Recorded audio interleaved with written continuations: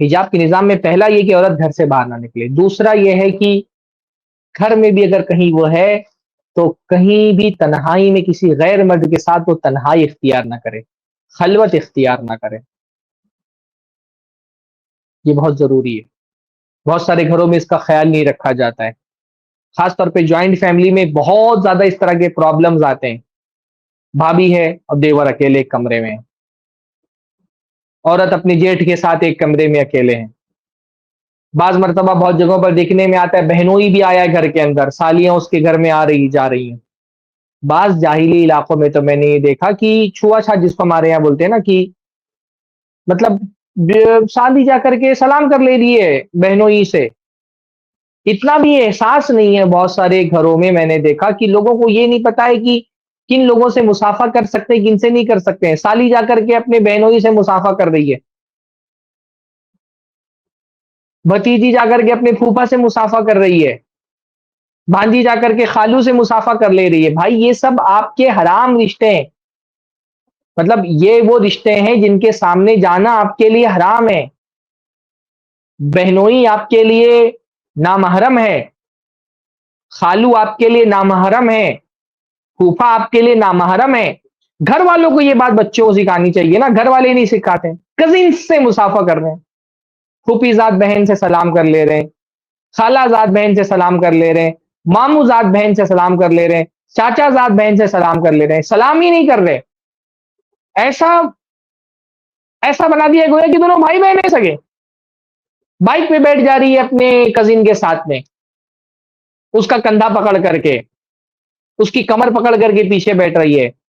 گھر والوں کو لگتا ہے بھائی بہن ہے۔ بھائی یہ جو کزنز ہوتے ہیں، یہ کزنز یہ نامحرم کی کیٹیگری میں آتے ہیں۔ اسی طرح خالو، بہنوئی، پھوپھا یہ نامحرم کی کیٹیگری میں آتے ہیں۔ یہ سکھانا پڑے گا بچوں کو، لوگوں کو خود ہی نہیں پتا ہے۔ بھائی خالو کے ساتھ رشتہ کیوں حرام ہے؟ کچھ محارم ہوتے ہیں جو محارم ابدیہ ہوتے ہیں، جن سے ہمیشہ نکاح حرام ہے، جیسے باپ ہے، بھائی ہے، چاچا ہے، ماموں ہے۔ ان سے یہ محارم ابدیہ ہیں، ان سے ہمیشہ کبھی بھی کسی عورت کا اپنے چاچا سے، اپنے ماموں سے، اپنے بھائی سے، اپنے باپ سے شادی نہیں ہو سکتی۔ کچھ محارم ہوتے ہیں جو وقتی محارم ہوتے ہیں، یعنی ان سے وقتی طور پہ رشتہ حرام ہے۔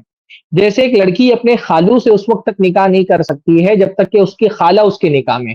اگر وہ خالہ کو طلاق دے دے، یا خالہ کا خلا ہو جائے، یا خالہ کی وفات ہو جائے، تو پھر اپنے خالو سے نکاح کر سکتی ہے وہ۔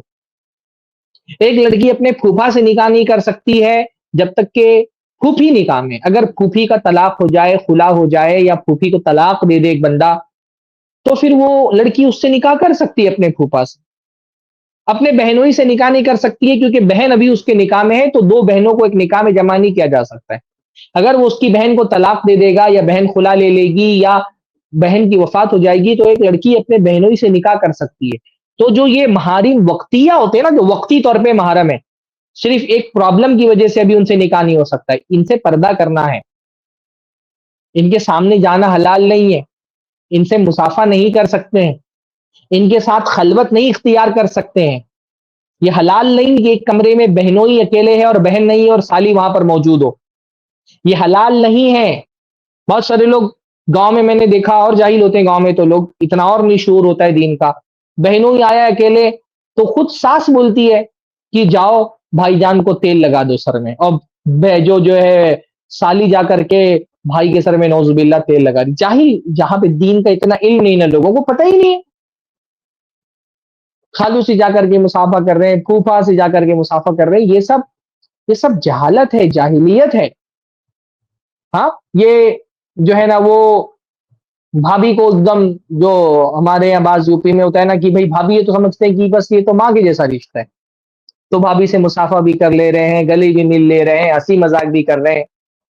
اللہ کے نبی صلی اللہ علیہ وسلم نے فرمایا ایاکم والدخول علی النساء، عورتوں کے گھروں میں جہاں پہ عورتیں اکیلی ہیں نا، وہاں میں داخل ہونے سے بچو۔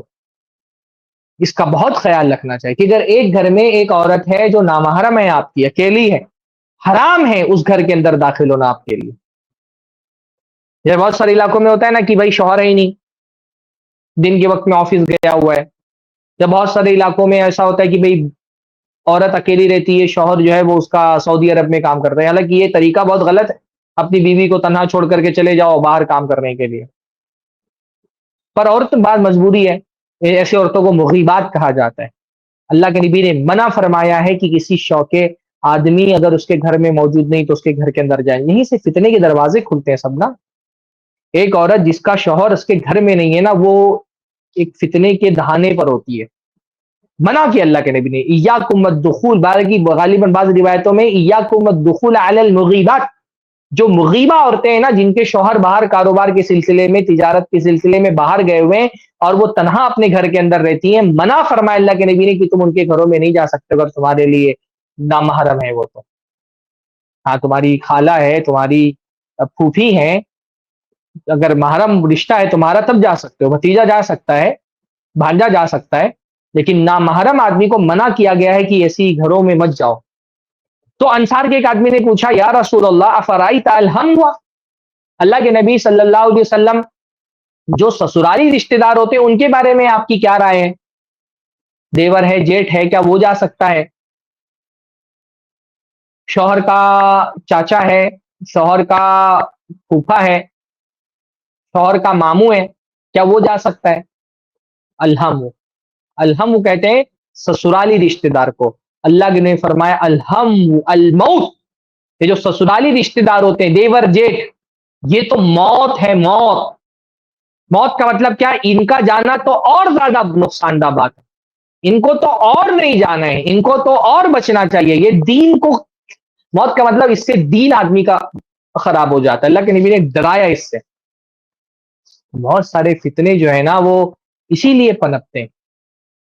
کتنے کیسز آتے ہیں، آپ کی نظر میں بھی ایسے کیسز ہوں گے کہ آدمی سعودی گیا ہوا ہے اور عورت کا کسی دوسرے مرد کے ساتھ ناجائز تعلق ہو گیا، اس لیے میں اس کو بہت منع کرتا ہوں کہ یہ شریعت کا طریقہ نہیں ہے کہ آپ اپنی جوان بیوی کو چھوڑ کر کے انڈیا میں اور تین تین چار چار سالوں کے لیے آ ہی نہیں رہے۔ بھائی اس عورت کی بھی جذبات ہیں، خواہشات ہیں، اور یہ جذبات اور خواہشات نیک سے نیک عورت کا قدم جو ہے نا وہ سیدھے راستے سے ہٹا سکتے ہیں۔ شیطان کب ایک عورت پر حاوی ہو جائے، بعض مرتبہ ایک لمحے کا موقع ہوتا ہے جہاں تقوی انسان کا کمزور پڑتا ہے، ایمان کا لیول کم ہوتا ہے اور شیطان حاوی ہو جاتا ہے، اور اچھی سے اچھی پاک باز عورت کا قدم بھی پھسل سکتا ہے۔ آپ دیکھیں نا اللہ کے نبی کے زمانے میں وہ عورت جس نے آ کر کے اپنی زبان سے اعتراف کیا تھا، کتنی نیک عورت تھی، لیکن نہیں، ایک کمزور سے مرحلے میں بعض مرتبہ شیطان ہمارے اوپر غالب آ جاتا ہے، ہم اپنے آپ کو نہیں بچا پاتے۔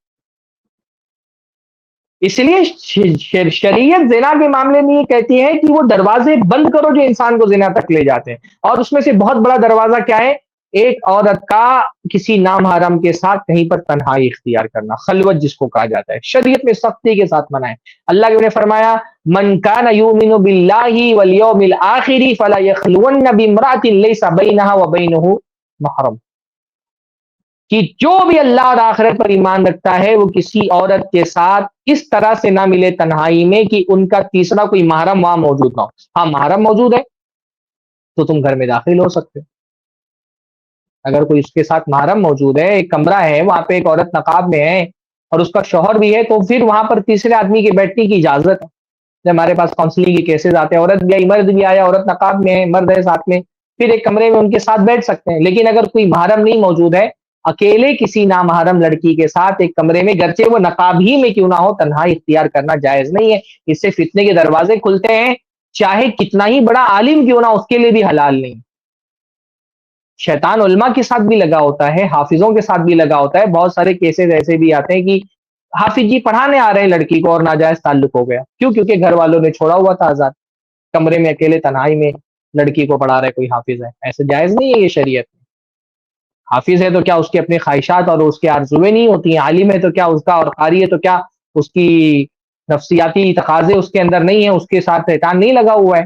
یہ طریقہ بھی بہت غلط ہے کہ بعض لوگ بچیوں کو، نوجوان بچی کو قرآن پڑھانے کے لیے کسی حافظ کو اپوائنٹ کر لیتے ہیں اور پھر اس کو تنہا چھوڑ دیتے ہیں لڑکی کے ساتھ کمرے میں۔ جہالت ہے یہ،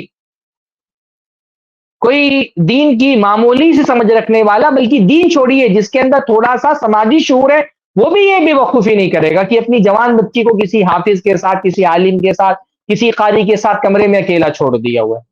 جائز نہیں۔ اللہ کے نبی صلی اللہ علیہ وسلم نے فرمایا کہ جو اللہ اور آخرت پر ایمان رکھتا ہے اس کے لیے جائز نہیں ہے کہ بغیر کسی محرم کے ایک کسی عورت کے ساتھ کسی جگہ پر تنہا ہو.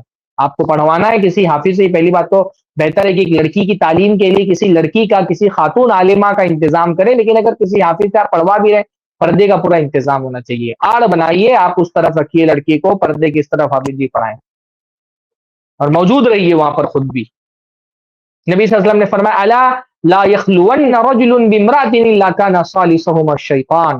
اللہ کے نبی صلی اللہ علیہ وسلم نے فرمایا جان لو، خبردار ہو جاؤ، جب کوئی مرد کسی نامحرم عورت کے ساتھ، اجنبی عورت کے ساتھ تنہائی میں ہوتا ہے نا، دو لوگ ہیں اجنبی نامحرم عورت اور مرد، الا کان ثالثهما الشیطان، تو ان میں سے تیسرا شیطان وہاں پر موجود ہوتا ہے.